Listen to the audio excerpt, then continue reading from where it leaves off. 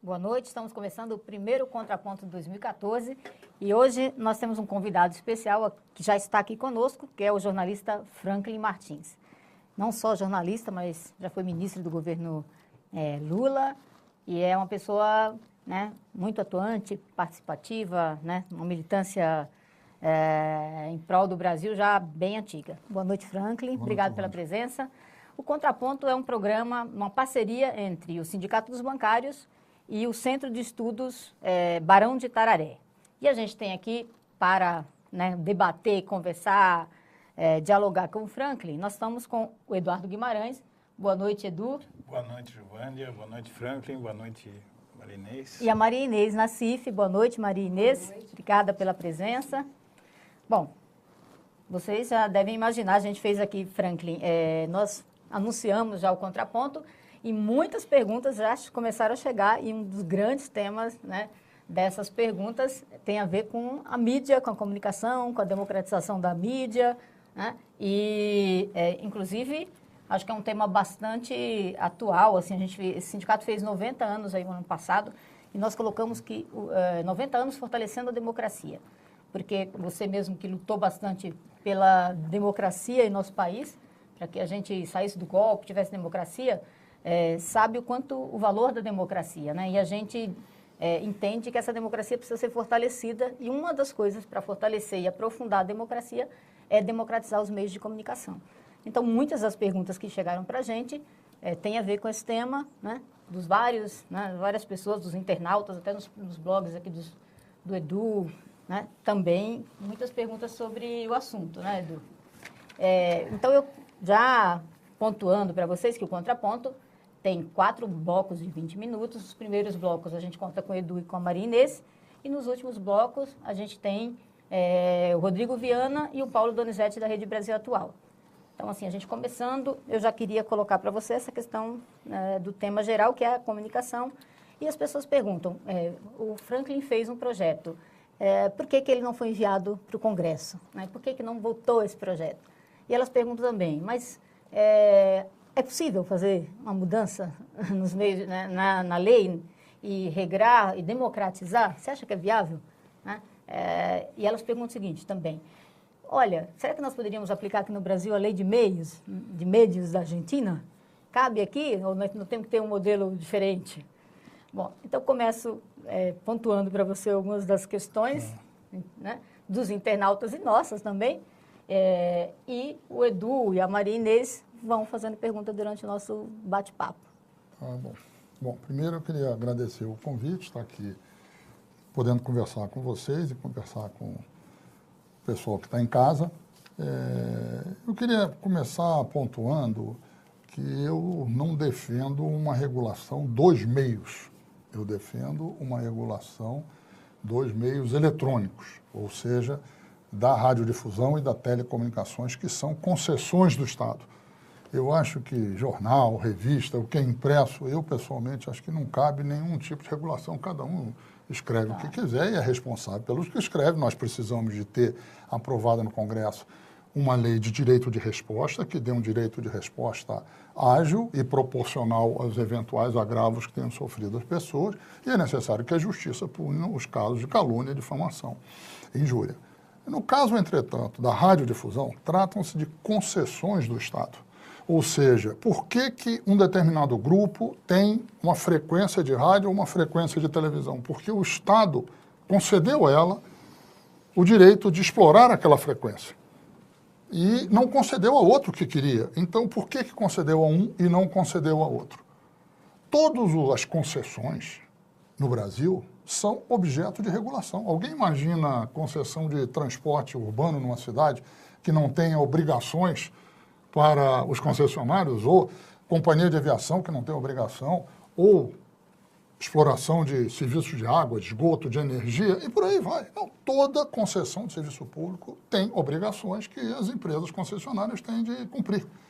E essa concessão quer dizer o seguinte, o governo vai ficar dizendo qual é o conteúdo que deve estar ali, que tem que fazer elogio ao governo. Não, não é. São obrigações que existem em todos os países do mundo, todos os países democráticos do mundo. Obrigações que dizem respeito, tem que ter equilíbrio, pluralidade, tem que respeitar o menor, não pode ter racismo, não pode ter preconceito, tem que respeitar a cultura local e promover a cultura local e a cultura nacional, tem que ter um compartilhamento de produção própria, de produção independente. No caso dos Estados Unidos, existe uma definição que é que não pode haver propriedade cruzada, ou seja, o mesmo grupo não pode ter, numa mesma cidade, no mesmo estado, numa mesma região, jornal, rádio e televisão, tem que optar por um dos meios. E por quê?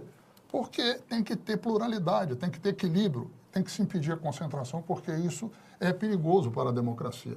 Então, em todos os países democráticos... E aqui no Brasil é assim que funciona, né? Há uma concentração... No Brasil, nós temos uma das mídias mais concentradas do mundo. A propriedade cruzada você tem... E temos uma das legislações de radiodifusão mais antiquadas do mundo. A nossa legislação que finge reger a radiodifusão, que é o Código Brasileiro de Telecomunicações, é de 1962. Portanto, ele tem 51 anos.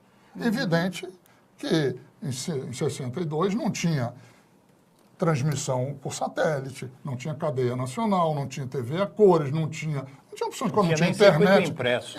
Então, não tinha nada disso. E é evidente que os novos meios tecnológicos, os novos padrões tecnológicos, tudo que veio aparecendo, a legislação antiga não dá conta. E, no entanto, nós continuamos presos a essa legislação que, como eu digo, finge reger, porque não rege coisa nenhuma. Então, nós temos no Brasil uma das mídias mais concentradas do mundo. E nós precisamos fazer com que essa mídia se democratize. Não é para calar ninguém, não é para impedir ninguém de falar, não é para obrigar ninguém a falar X ou Y. É para permitir que mais grupos, mais pessoas, mais entidades, mais associações, mais correntes da sociedade possam se expressar. Como é no mundo todo. Em todos os países democráticos do mundo. Estados Unidos, Inglaterra, França, Alemanha, Itália, Portugal, Espanha, Argentina, Bélgica, Equador, Uruguai. Todos têm algum tipo de regulação que faça com que, nas áreas de radiodifusão, tenha que se cumprir determinadas obrigações, que são obrigações como essa. Do outro exemplo, a nossa Constituição diz que aqueles que gozam de foro especial e imunidade parlamentar não podem ser concessionários. Ou seja, em tese, deputados e senadores não podem ter concessão de rádio e televisão. E nós assistimos dezenas, talvez centenas, de parlamentares que controlam rádios, controlam televisões nos seus estados, que é, evidentemente, uma agressão à Constituição. E nada se faz. Por quê? Porque não existe um ambiente onde o Estado, de posse de um diploma legal, que diz que os concessionários têm que cumprir determinadas obrigações, ele faça com que eles cumpram, crie um ambiente regulatório, tenha lei regulatória, tenha agência regulatória e façam as coisas funcionarem. E tudo isso com absoluta transparência diante da sociedade. Então, eu acho que o Brasil necessita há muito tempo de um marco regulatório novo, e esse marco regulatório se faz ainda mais necessário hoje em dia, porque nós estamos assistindo a um processo de convergências de mídia, das mídias eletrônicas. Cada vez há menos diferença entre um aparelho celular ou uma TV portátil, ou um monitor de computador ou um aparelho de televisão, entende? Quer dizer, o sinal aberto e o sinal fechado já vão entrando no mesmo aparelho hoje em dia. Isso significa o seguinte, que as telecomunicações de um lado e a radiodifusão do outro estão se confundindo. Se não tiver uma regulação, a radiodifusão será severamente penalizada. Por quê? Se não tem uma pactuação, quem se deixar para o mercado resolver, vence a lei do mais forte. E o mercado diz o seguinte, as telecomunicações faturam anualmente 13 vezes mais do que a radiodifusão. Então não é preciso ser nenhum gênio para saber que se não tiver uma regulação, a radiodifusão que pula tanto contra a regulação, ela será uma das principais prejudicadas. Hoje mesmo eu estava ouvindo uma entrevista do ministro Paulo Bernardo e ele dizia um fato preocupante, ele alertava para um fato preocupante, que é o fato de que o Google faturou em 2013, no Brasil, 3 bilhões e meio. Havia faturado 2 bilhões e meio em 2012. Significa que o Google já é o segundo maior recebedor de publicidade do Brasil, no Brasil. Só está atrás da TV Globo, mas já está na frente do Grupo Abril, já está na frente da Record e crescendo de uma forma avassaladora. Só que ele não paga imposto no Brasil, não emprega no Brasil, ele está lá fora. Quer dizer, será que não precisa de uma regulação para isso? É evidente que precisa. Se perguntar ao pessoal da radiodifusão, eles vão dizer, claro que precisa. Desculpa, mas eles Franklin. acham que regulação é só para os outros. Desculpa, Franklin, mas você, inclusive, agora tocou numa questão que o Google é o segundo maior anunciante, atrás apenas da Globo. E eu vou lhe passar depois que eu anunciei esta entrevista no blog, eu vou lhe passar cerca de 200 perguntas de leitores do Blog da Cidadania, e muitas vão nesse sentido, que é o seguinte: a Globo é o maior recebedor de verbas públicas como anunciante, só que recebe muito mais do que prega o conceito que tem vigido de mídia técnica, que foi o conceito que tem norteado o governo Dilma Rousseff, que seria a proporcionalidade da audiência do veículo de acordo às verbas de publicidade oficial que seriam entregues a cada veículo, seriam proporcionais à sua audiência. Nesse contexto, a Globo recebe mais do que tem de audiência. Isso é comprovadíssimo. Onde é que fica a mídia técnica nessa história? E, independentemente do Google estar se aproximando da Globo, tal, evidentemente, se ele chegar onde está a Globo,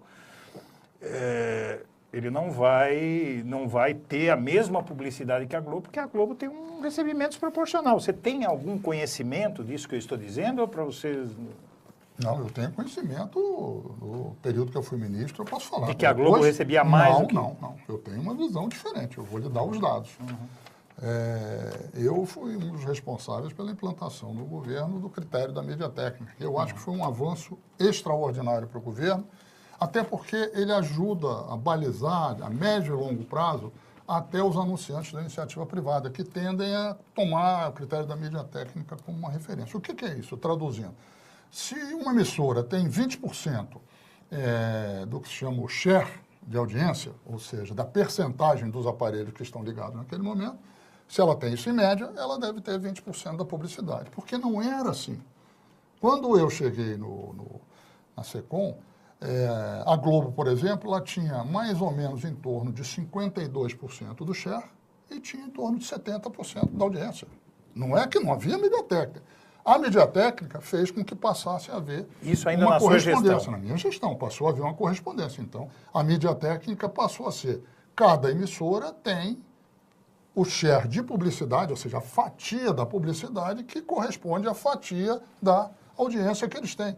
E isso ajudou o quê? A você criar um equilíbrio não, mas a criar, vamos dizer, uma equidade dentro da coisa da televisão. Então, na sua gestão, houve mídia técnica? Houve mídia técnica e eu defendo a mídia técnica. E digo mais, quando eu cheguei, para dar um exemplo para vocês, quando cheguei na SECOM, a área de publicidade do governo via uma situação de muita intranquilidade, porque após a questão do mensalão, o Tribunal de Contas da União havia feito uma grande ofensiva em cima da publicidade no governo e havia proclamado um acórdão, havia votado um acórdão com 27 pontos, que eram para ser, em tese, seguidos pela administração pública. Esses 27 pontos, 20 deles eram positivos, ajudavam a organizar, melhoravam o trabalho, eram positivos. Muita coisa ali já era feita, eles apenas normatizavam, então, mas tinha alguns pontos absolutamente sem pé nem cabeça. Um deles, por exemplo, dizia que cada campanha publicitária tem que fazer uma licitação. Quem já foi administrador público sabe que uma licitação leva 6, 7, 8 meses. Para cada campanha publicitária, se você for gastar 6, 7, 8 meses, já perdeu o momento da campanha publicitária. Mas, através da negociação com o TCU, etc., nós chegamos a um bom entendimento e eles retiraram alguns pontos. E um deles, eles queriam o seguinte, queriam que o governo não pagasse BV, que é a bonificação, ou bônus de volume, que é mais ou menos o seguinte, o meio de comunicação, um grande grupo de comunicação, paga um BV, algo a mais, uma comissão à agência de publicidade, se ela der a ele mais contratos de publicidade do que ele deveria receber. Que, evidentemente, é algo incorreto, porque é algo que favorece a concentração. Pois bem, eu dizia, olha, só tem um problema, o governo não paga BV, não paga, porque o BV é uma negociação particular entre uma agência de publicidade e um grupo de comunicação. Então, o governo não tem o que fazer. Ah, mas o governo tem que atuar. Eu digo, então eu tenho a proposta, é a mídia técnica. Porque se tem a mídia técnica, ninguém vai poder ter mais do que aquilo que já tinha direito. Então, isso resolve. O TCU virou e disse, não, isso para nós resolve. Eu disse, tá bom. E para mim foi ótimo, porque a partir daí... O TCU, perdão, Franklin, o TCU comprova isso que você está dizendo sobre a mídia técnica, não é isso? Claro.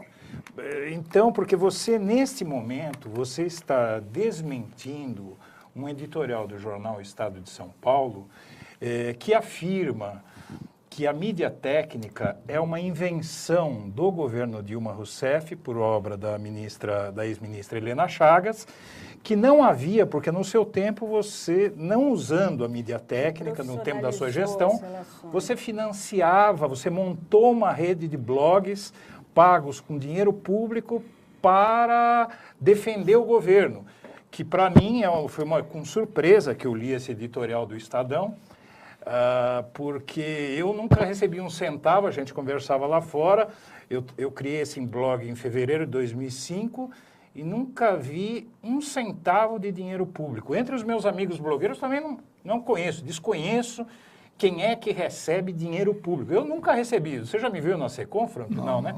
E o Estadão... Já te vi, já vejo quase todo dia, porque eu entro no seu blog. No meu blog e tal. Uma vez você até o seu assessor me ligou para falar que tinha um surdinho lá que não conseguia ver a entrevista. Ele falou, o Franklin mandou dizer para entrar no Secom. Então, o Franklin, isso que eu queria entender, porque o jornal Estado de São Paulo está dizendo que a mídia técnica só começou a existir no governo Dilma por obra da Helena Chagas. Você está dizendo outra coisa. Ele está mal informado, ele está mal informado. Está mal informado? Está mal informado. E eu só não levava tão a sério os editoriais do Estadão. Só passar para a Maria Inês, para ela fazer uma pergunta. Então, aí tem algumas questões assim que não querem calar nessa discussão. Eu acho primeiro eu vou colocar uma que é politicamente correta. E, como segunda, eu quero colocar uma que eu acho que se evita debater entre as esquerdas, entre as forças progressistas, e eu acho muito importante. Eu vou começar pela segunda, não pela primeira. Que é o seguinte, eu estava vendo, assim, por exemplo, na administração Haddad, que é o mesmo problema que enfrentou a Marta Suplicy e, no passado, também a Luíza Erundina, né? Existe uma concentração terrível de mídia, né? A grande mídia paulista, ela atua fortemente na oposição a qualquer governo petista. E o Haddad já está sofrendo isso. A gente foi fazer uma entrevista com o Haddad no final do ano e o Haddad falava em várias coisas que acho que foram surpresa para todos nós. Nenhum de nós sabia. As nossas fontes de informação. Por mais que existam blogueiros, a atuação na ponta da informação acaba sendo os grandes jornais.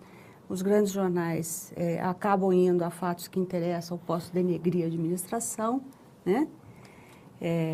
A fatos que possam dar massa crítica para eles fazerem oposição. E os blogs, eles atuam na defesa, mas assim, a informação mesmo do que está acontecendo no governo, ela fica muito comprometida. O que eu me pergunto desde então é como você fazer para furar o bloqueio da formação de opinião que esses jornais, essa mídia acaba permitindo, né? Tanto os jornais como rádios e TVs, sem abrindo mão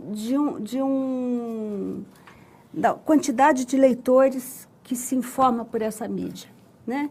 Como você fazer para informar o leitor sem ser com essa mídia concentrada? Quando existe concentração, como é que você faz para prescindir desses órgãos de imprensa? Você já trabalhou no governo, você enfrentou os mesmos problemas. E eu queria uma opinião sua. É possível, sem um órgão forte, é possível com muitos blogs, com a internet possibilita furar o bloqueio da informação que esses jornais fazem. Mas a resposta do Franklin vai vir depois do intervalo. Já já a gente volta. Toda primeira segunda-feira do mês, vai ao ar, no site do Sindicato dos Bancários e Rede Brasil Atual, o programa Contraponto. Sempre uma entrevista ao vivo com blogueiros e bancários, a partir das 7 horas da noite, retransmitido em diversos sites do país. A iniciativa é uma parceria do sindicato com o Centro de Estudos de Mídia Alternativa Barão de Itararé, um espaço livre e democrático para questionamentos com assuntos relevantes, onde a população pode participar pelo Twitter e Facebook.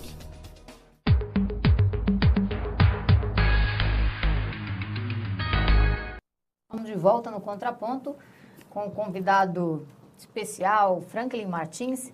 E a gente está conversando aqui sobre comunicação. A Maria Inês Nassif fez uma pergunta e agora o Franklin vai nos responder. Olha, eu acho que nós estamos... Maria Inês, eu sou muito otimista.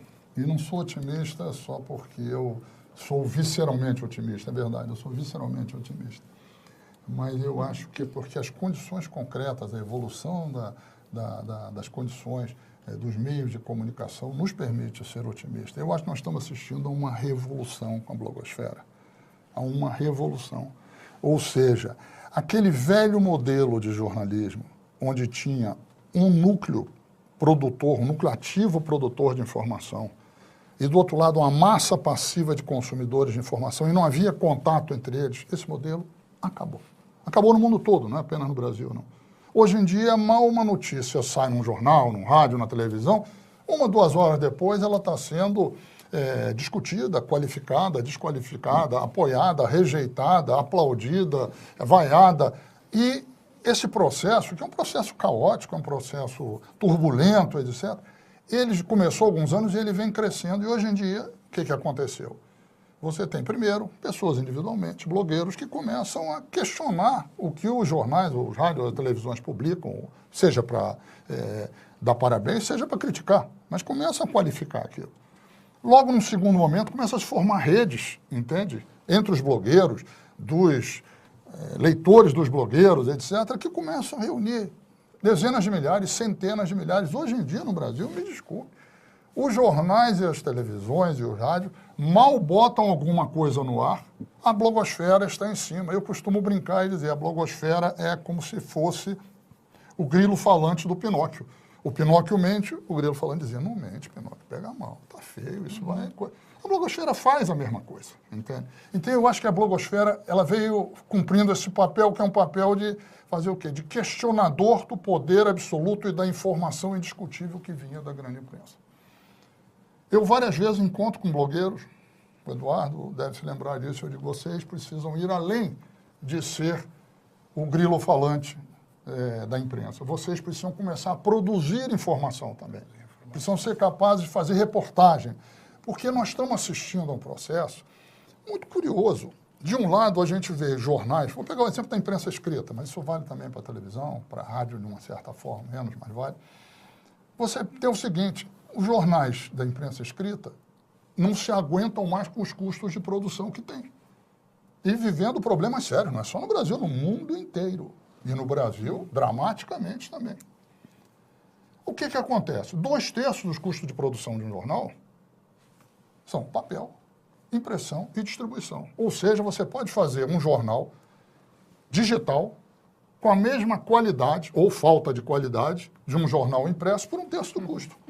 Isso significa o quê?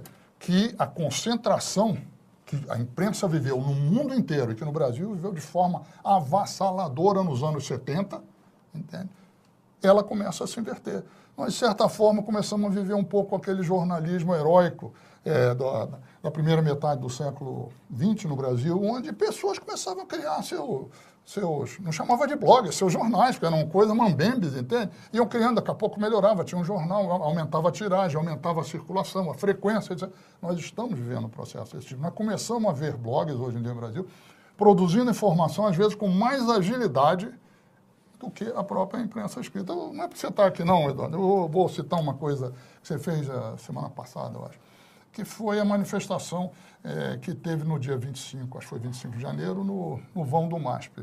Você fez uma coisa que eu achei fantástica, você pegou o seu celular, foi lá para o meio da multidão e começou a mostrar pelo celular. Com o celular você via que não tinham ali 5.000 pessoas, 4.000 pessoas, 3.000 pessoas. Era a hora de saída da manifestação. Ali tinha 1.200, eu não sei quanto, mas era um públicozinho meio ralo. E do lado um pessoal ali num pagode, se divertindo, comendo a sua carninha, tomando a sua cervejinha, e pouco se lixando para aquilo que estava ali. Exatamente. Você fez o quê? Você fez reportagem. Por que os jornais, as televisões não fazem isso? Porque eles precisam passar a mensagem que o seu chefe supremo quer. O patrão. Mas, Franklin, para a gente aproveitar bem, estou vendo que você está ligado lá no blog, para a gente aproveitar bem a questão, você fala da gente produzir conteúdo. O problema é que isso custa dinheiro. Eu, por acaso, moro do lado da Avenida Paulista. Então, eu fui caminhando, peguei o celularzinho aqui, meia boca, filmei, editei e botei no blog. Mas se você tem que deslocar um repórter para algum lugar, com a questão da mídia técnica, que eu acho válida, eu acho que existe muita fantasia de que a Helena, o Franklin, não sei o que, eu acho que vocês fazem parte do mesmo projeto, né? Que foi uma coisa que está tendo continuidade, e vocês procuram fazer a coisa da forma mais transparente possível, tal. Mas a verdade é que há uma dificuldade. Na Argentina, você me falava aqui que quando se fala em marco regulatório da mídia, fala-se em mídia eletrônica, não mídia impressa. Paralelamente, você tem acontecendo na Inglaterra um processo como o do relatório Levinson, do juiz, acho que é Brian Levinson, se não me engano, né? Não sei se é Brian o primeiro nome dele, que regula, inclusive, a mídia impressa. E, na outra ponta, você tem, aqui na Argentina, um sistema de financiamento à mídia alternativa, que a mídia técnica, eu concordo com o Estadão, tem mais audiência, o objetivo do Estado é investir dinheiro público, é aplicado da melhor forma, onde tem a maior repercussão. Eu concordo com a mídia técnica. Porém, você precisa de uma fórmula para que haja pluralidade, porque aqui a comunicação neste país está na mão de meia dúzia de jornais, meia dúzia de famílias que concentram tudo isso e a gente não tem como apoiar. Eu, particularmente, eu acho que dinheiro público... Eu nunca gostei de me aproximar de dinheiro público, porque eu gosto de independência total e aí eu posso ficar pensando, sabe, o que é que eu vou fazer, o que é que eu vou falar, e eu não quero, eu gosto de ser livre. Mas tem gente que precisa para produzir conteúdo e é legítimo. Então, é isso que eu gostaria de entender, porque a gente não tem perspectiva nenhuma aqui no Brasil de ter sequer uma regulação da mídia eletrônica, por menor que seja. O que você pode dizer sobre todas essas questões para a gente? São várias questões ao mesmo tempo. Eu vou dizer, eu talvez seja visceralmente otimista, mas eu vejo perspectivas de que no Brasil nós estamos caminhando para uma regulação dos meios eletrônicos. E vejo por quê.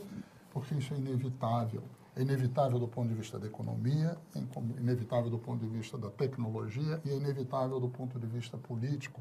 O Brasil se democratizou nos últimos anos, o Brasil cresceu nos últimos anos, o Brasil alargou o mercado interno nos últimos anos. O Brasil se tornou muito grande para caber no cercadinho do oligopólio da comunicação. Agora, isso é uma coisa um pouco demorada. E aí eu entro no caso da Argentina. Eu costumo brincar e dizer... Muitas vezes me perguntam, o que você acha do processo na Argentina? Acho muito bom. Uma lei democrática, amplamente debatida com a sociedade, que está produzindo democratização dos meios de comunicação, tudo isso. Mas, então você acha que nós devemos adotar o mesmo modelo? Não. Porque é o seguinte, eu costumo brincar e dizer, a Argentina é um potro fogoso. Ela tem uma energia, então o potro galopa, tira as quatro patas do chão, relincha, escoiceia. Você olha, você fica maravilhado, como é bonito aquilo. Mas o que acontece? A Argentina forma maiorias políticas com muita rapidez e perde maiorias políticas com muita rapidez. Essa é a história da Argentina. Nós não somos um potro fogoso, nós somos um elefante. Pelo nosso tamanho, pela nossa diversidade, o elefante nunca tira mais do que uma pata do chão ao mesmo tempo. Não é que ele não ande, não é que ele não corra, não é que ele não avance. mas ele faz do jeito dele. Ou seja, nós, infelizmente ou felizmente, demoramos muito a formar uma maioria política no país. Com uma vantagem. Demora muito para formar, demora muito para perder. Aliás, eu acho que é o grande drama que vive a oposição hoje em dia no Brasil. Ou seja, se formou uma nova maioria política, nitidamente a favor da inclusão social, da redução das desigualdades sociais, das desigualdades regionais, do progresso, da inclusão, de tudo isso, e essa nova maioria não vai voltar atrás, porque o elefante não faz meia volta, vou ver, e dá uma pirueta e volta. E a oposição quer voltar, ela quer falar para trás. Então, é o seguinte, o elefante, nós somos elefantes. Não dá para a gente dizer, eu tenho que ser igual a Argentina. Então, isso quer dizer, o que eu estou querendo dizer é o seguinte, nós formamos maioria política mais lentamente que a Argentina e somos mais depois estáveis nas maiorias políticas que formamos do que a Argentina, para o bem ou para o mal. Então, na questão da democratização dos meios de comunicação, eu acho que nós não temos que seguir o modelo da Argentina, embora devemos aprender com ele, porque a lei deles é muito positiva e muito boa. Não tem nada de antidemocrática, não, entende? A lei deles é muito positiva, muito boa, democratiza, aumenta a oferta. Elogiada pela ONU, né? Elogiada pela ONU, não tem problema algum. Mas o projeto que você fez, você faria algum reparo? Você mudaria alguma coisa hoje? O projeto que eu deixei? Primeiro é o seguinte, o projeto que... Não foi um projeto que eu deixei, foi um projeto que o governo Lula deixou para o governo Dilma. E que me coube a incumbência, a honra e talvez o inferno de ter sido a pessoa que organizou e liderou o processo de consolidação daquilo. Isso foi entregue à presidente Dilma, isso foi entregue ao ministro Paulo Bernardo, que já estava definido, ele não havia tomado posse ainda, mas que seria o ministro das Comunicações, com uma contribuição, que não foi um prato feito, uma coisa que vocês têm que fazer, uma contribuição, evidentemente, partindo do pressuposto de que o novo governo teria de examinar, olhar, ver se concordava, se não concordava, discutir com a sociedade, etc. Mas aquilo ajudava ele não partir do zero, porque aquilo consolidava um trabalho feito a partir das contribuições da primeira Conferência Nacional de Comunicação. Essa é uma pergunta que não cabe a mim responder. Cabe ao ministro Paulo Bernardo, a quem foi entregue essa tarefa, e ele deve ter tido as razões dele. E, olha, eu não ficarei criticando o ministro Paulo Bernardo, não ficarei criticando outro ministro. Eu acho que, eu entendo as dificuldades, eu só acho o seguinte, mais importante que as dificuldades são as necessidades do Brasil. E isso é necessário para o Brasil. A democratização da mídia é necessária para o Brasil. Franklin, tem alguma democracia plenamente desenvolvida que permite a propriedade cruzada do nível que ela existe no Brasil e que não regula de maneira alguma as comunicações como acontece no Brasil? Existe alguma? Porque eu não conheço, talvez você conheça. Não, eu não conheço, mas pode ser que exista, às vezes pode ter. Agora, eu lhe digo o seguinte, na Europa isso não existe. Nos Estados Unidos isso não existe. Não existe na Argentina, vai parar de existir no Uruguai. Entende? O Uruguai já aprovou uma nova lei também muito boa, aprovou na Câmara, falta aprovar no Senado, não existe no Equador. Ou seja, tem um debate, porque essa questão da convergência de mídia, da internet, de tudo isso, mexeu, isso é um terremoto na área das comunicações, está mexendo e obrigando a mudanças e a repactuações. No governo Lula, quando nós conversamos na Confecom, na organização da conferência, e antes de que alguns grupos de comunicação, os principais grupos de comunicação se retirassem, nós dizíamos a ele, nós queremos uma repactuação, que algo será necessário fazer, que um novo marco regulatório tem que ser construído. Nós não temos dúvida, nem vocês têm dúvida. A questão é como vamos fazer isso. Nós vamos fazer isso deixando o mercado resolver. Se o mercado resolver, naquela época eu dizia, vocês vão ser atropelados pela jamanta das empresas de telecomunicações. Hoje em dia eu diria, e também pela jamanta dos Googles da vida. Essa era a primeira hipótese. A segunda é um debate público aberto e transparente sobre o assunto, que faz com que ninguém vai ganhar inteiramente, ninguém vai perder inteiramente, mas o país vai poder discutir e avançar em cima disso.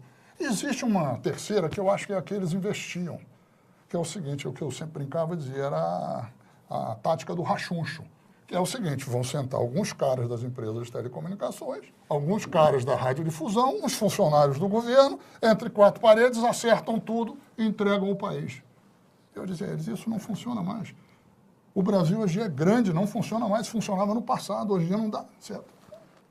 Tanto que uma das principais palavras de ordem gritadas em todo o país durante as manifestações de junho foram as palavras de ordem que pediam uma imprensa menos manipulada, uma imprensa menos concentrada, tudo isso. Isso hoje em dia, o que tem de diferente? essa questão da democratização dos meios de comunicação, da mídia, de modo geral, de ter mais vozes, porque não é menos, é mais voz, mais opinião, mais debate, mais informação, mais artigos, mais entretenimento, mais serviços culturais, mais videogame. É mais, o nome do jogo é mais. Que tudo isso, entende? Você, para ter tudo isso, você precisa ter uma repactuação.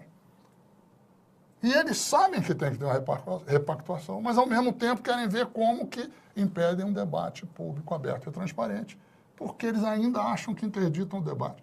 Que eu acho que a grande vantagem é que há 10 anos atrás, essa discussão sobre democratização dos meios de comunicação era algo travado na universidade, em setores estreitos da universidade, por algumas ONGs e alguns sindicatos de jornalistas e ponto. Hoje em dia não, é um assunto que está aí. E é inevitável que Mas se na discuta. grande mídia não chega esse debate. Não, ela tenta resistir, mais do que isso, ela tenta interditar o debate, fazendo com que, dizendo o tempo todo que isto é uma tentativa de censura, isso é uma tentativa de atacar a liberdade da imprensa. Mas cada vez ela fala mais sozinha com isso, porque no mundo inteiro existe regulação e existe liberdade de imprensa. Mas você acha que o brasileiro Franklin, entende é o isso? seguinte, fazer a regulação da radiodifusão sem pensar nos problemas que podem ser enfrentados pela própria internet, com o seu desenvolvimento, não é um risco, não embute um risco aí de concentração também desses meios no futuro? Porque, assim, você pega a história da mídia, todo grande avanço tecnológico, ele foi inicialmente democratizante, né? Inclusive a própria imprensa. A imprensa democratizou a informação no período. A radiodifusão foi uma coisa fantástica, né? E assim, conforme o capitalismo aí foi concentrando renda, também, quer dizer, na mesma proporção, houve uma concentração imensa de poder, de poucas pessoas, né, da mídia nas mãos de poucas pessoas, né? E acontece isso também no Brasil. Eu acho que isso aí está na ordem do dia das preocupações que a gente tem com a democracia, em geral, com o futuro da democracia. A democracia e o poder econômico são coisas que vivem colidindo aí, né? Então, assim, não pensar que a internet pode ser apropriada pelo poder econômico, não ter essa referência e legislar para preservar a democracia dessa mídia, não é também uma coisa importante? Sem Tem dúvida. 2 minutos para responder antes do Tentarei. intervalo. Sem dúvida. É o seguinte, o processo todo de comunicação é sempre um processo de democratização e os monopólios e os grandes grupos entram e depois tentam dominar. Mas eu acho que esse da internet ele tem uma condição diferente, que é que ele barateia os custos de produção. O processo de concentração, de modo geral, da comunicação é porque ele elevava os custos de produção. Ele barateia os custos de produção hoje em dia. Então, eu acho que isso é uma coisa muito importante. Mas é claro que nós precisamos de legislação que dê mais segurança a isso. E por isso é que é fundamental que o Congresso aprove o Marco Civil da Internet, que se encontra lá para ser votado. Espero que vá votar agora em fevereiro, porque ele estabelece claramente a neutralidade da rede, que a grande ameaça que existe é no sentido de que os grupos de telecomunicação, se não tiver neutralidade da rede, ele decide o que entra mais caro e o que entra mais barato, em função do conteúdo. E aí ele faz a censura pela via econômica. Destruindo, né? Entende? Então, eu acho que é necessário estar atento, é necessário aprovar a legislação, mas é necessário a gente também não perder de vista uma coisa. Há uma oportunidade espetacular que não havia antes, que é a possibilidade de ter muito mais gente, não apenas tendo acesso a coisas diferentes, mas produzindo opinião, informação, debate, etc. E todas as vezes que a sociedade fez isso, ela produziu alguma coisa de novo. Eu acho que nós estamos prestes a ver isso, não é só no Brasil, né? No mundo, acho que isso é muito positivo. Embora os grandes grupos vão tentar montar em cima de novo, é parte do jogo. E é parte do jogo lutar contra isso. Muito bem, nós vamos agradecer aqui a presença do Eduardo Guimarães, da Maria Inês Nassif. No próximo bloco a gente continua, mas já com outros jornalistas.